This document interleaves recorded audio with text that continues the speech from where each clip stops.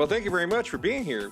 Great crowd. I'm here to talk about silo busting, especially the idea of bringing artists and scientists together to invent a future in which we can thrive, and the role that science fiction has played in that, in my experience.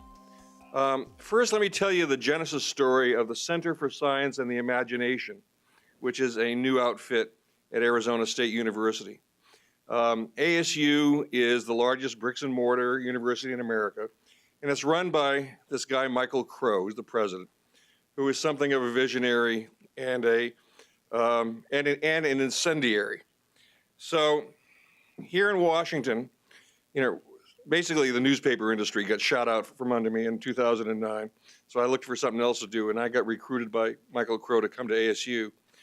And that led to us starting a partnership with the New America Foundation and Slate Magazine called Future Tense.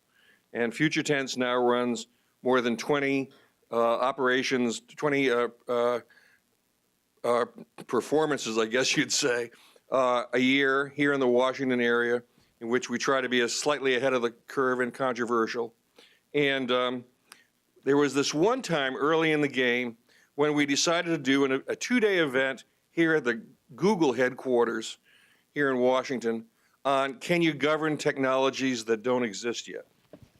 Well, that seemed like a good idea at the time, but at one point, my partner, Andreas Martinez, and I looked at each other and said, we are doing a high-profile two-day event on the most boring word in the English language, governance? Are we out of our minds? So realizing what we'd done, we decided to, Jesus, we got to spice this up. And so we ended up recruiting some science fiction writers because we figured, well, they've given some thought to how you handle technologies that don't exist yet. And they were stellar. They were terrific. We were worried, because our audience is, deeply serious Washington types, No, these guys are great. And one of them was Neal Stephenson. And Neal and Michael Crow, the president of ASU, were on the same panel. And they just had a great conversation about, how do you handle this thorny problem? And when they got off the stage, they took off their lavalier mics, shut it down. Crow turned to Stephenson and said, you science fiction writers are assholes. You guys are a disgrace to your civilization, to your country, to your species. You guys aren't worth a bucket of warm spit. You can't have better futures without better dreams. Back in the 1950s, we had science fiction writers that were producing better dreams. If you ever had a clamshell telephone, it's because the Motorola engineers who created it had seen Star Trek and they wanted the flip phone. That, we got to the moon because of Disney and the visions of Wernher von Braun. You guys now are just lazy dystopians. All you can do is just, without introducing thought into your writing at all, just automatically go negative on any future you can imagine. You're a disgrace. You really have nothing to say for yourself. You're really rotten. Well, that gave Neal something to think about in his flight back to Vancouver. And 2 months later, he called Crow up and he said, you know what? You're right. What are we going to do about this?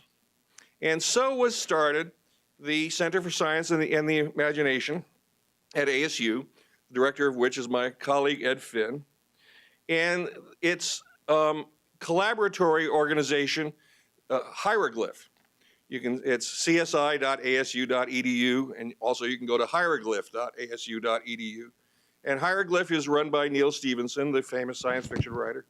And the whole idea is to try to come up with visions of the futures into which we can all thrive, and not do it in a Pollyannish way, not doing it in a fashion in which we're just kind of, going all goo-goo-eyed about progress, but thinking big, thinking about, because the whole notion is you can't have better futures without better dreams, so we need to come up with these dreams. not coincidentally, this is basically a club for the 50 or 100 of Neil Stephenson's foremost science fiction friends. So, I mean, that's no small part of it. But the idea of forcing them to think big is a big deal with this. We now got a contract with HarperCollins. We're going to publish their first book. And we're in the business of trying to imagine, literally, how do you do something really big? How can you build a 15 or 20 kilometer tall tower using existing technology, not fancy nano, but regular steel? And there's a couple of reasons why you might want to do that. One is that it would dramatically reduce the price of achieving orbit. But the part that I'm looking forward to, I'm not a big geek. My thing is culture and values. So I'm looking forward to what the artists do when they have a 20 kilometers tall tower. I want to see what happens when they cover it with Christmas lights. I want to hear what how the metal sings as the temperature changes. But anyway, so that's CSI, that's Center for Science and the Imagination. But that's actually a segue into what I really want to tell you about, which is why I'm here, which is about an event that we hold every year called Emerge, Artists and Scientists Redesign the Future. We started Emerge 3 years ago. We're about to have our third annual version on March 7th, 2014. And that also started. This is what happens when you invite science fiction writers to your events. This also started at the governance event for Future Tense. Only this time, Bruce Sterling was another one of our science fiction writers, and as is our wont, he and I went drinking, and that happens. And so anyway, so I said to him, "So what's lighting you up? Tell me what's on your mind? What's making you crazy? How do I get you to ASU?" And he said, "Design fiction." I said, "Far out. Let's do it." What's a design fiction? And Bruce is an evangelist as well as a science fiction writer. He has this idea that design fictions are not fictions in the sense that we're used to having, words on paper with a plot and all that. What these things are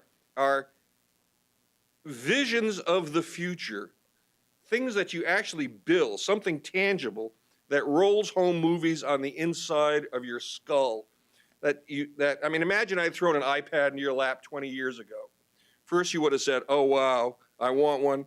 It would have been aspirational. And then you would have thought about, well, what's this civilization like that created this? So that's what design fictions are, and that's what we do in Emerges. We don't just talk about the future, we build it. And so, and we take very seriously our project of bringing artists and scientists together to redesign the future. It's about the silo busting thing.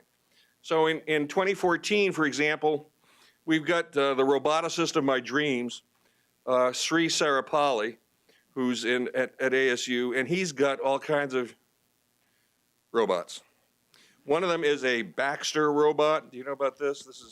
This is supposed to be, the Baxter is supposed to do to robotics for ordinary people what the Apple computer did to computers for ordinary people. You don't have to do a lot of coding to make the Baxter work. It's cheap, relatively cheap. It's like $20,000, and it's a full-blown industrial machine. And of course, the price is dropping like a stone. And in order to make it do something, you don't code forever. You grab the thing's arm, and you bring the arm over to whatever it is you want it to pick up. And then you grab its hands and bring that around whatever you want it to pick up. And it learns from that physical contact. And that's what a Baxter is. So we thought, well, that's interesting. If anybody can do this, if you don't need special programming skills, I wonder if it can dance. Well, one of the nice things about having the nation's largest university is you've got a whole hell of a lot of everything. We've got more artists and dancers in the Herberger Institute of Arts and Designs. We have more students there than they have at Harvard College. So I thought, well, what happens if we get several hundred dancers together with Baxter? Can they teach it to dance? And can they dance with it? And And if you want to come out to Phoenix on March 7th, you're going to find out exactly how that's going to work. The other thing that Sri's got is some flying robots that he calls kites, which are actually, it's a bad name because they're not tethered, they're free flying. But they're like incredibly beautiful gossamer pterodactyls is what they are. They've got these enormous wingspans with gossamer wings. You can make the wings out of any color you like, and we're going to try to fly them in formation and see if we can make murals in the sky. And then for an encore, we're doing it again the next month on the Santa Monica. This, by the way, is going to be in a circus tent. This is called the Carnival of the Future, and we're serious about it. And we're going to do it again on the Santa Monica Pier in California the next month. So anyway, so if you know anybody who wants to get involved in this, we're looking for somebody with a 64 Pontiac GTO who can deliver an impassioned vision of the future while being a ringmaster with a whip. If you know anybody who fits that category, if you'd like to volunteer, see me after this event. And if you want to be that person yourself, by all means, let us know. I mean, the whole idea is to bring together artists and scientists, dancers and engineers, futurists and technologists, and storytellers, the whole silo-busting clan. And the object of the game is to actually build futures in which we can all thrive. This is not a theoretical enterprise. This is hands-on. And of course, above all, we want to have fun, because you can't have better futures without better dreams. And that's what we're in the process of trying to do, is build those better dreams. Thank you very much.